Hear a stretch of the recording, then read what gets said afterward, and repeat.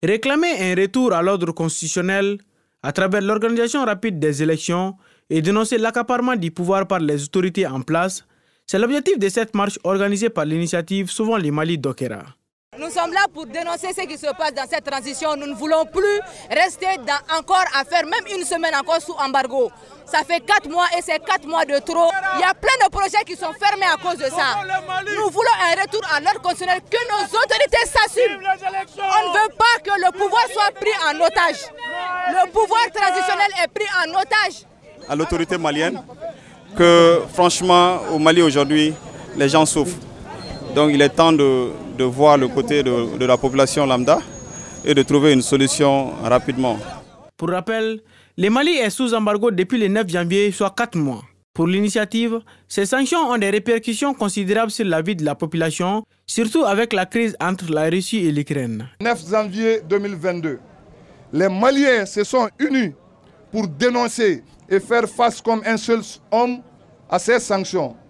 Aujourd'hui, force est de reconnaître que ces sanctions ont des impacts très durs sur la vie de beaucoup de Maliens et particulièrement nos opérateurs économiques qui ont vu leurs marchandises bloquées dans les différents ports de la sous-région.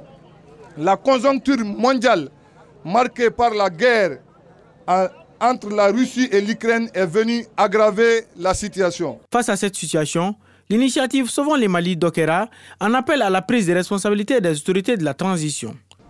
L'initiative Sauvons le Mali Dokera demande aux autorités de prendre l'ampleur de la gravité et de chercher des solutions pour la levée immédiate des sanctions économiques et financières imposées à notre pays.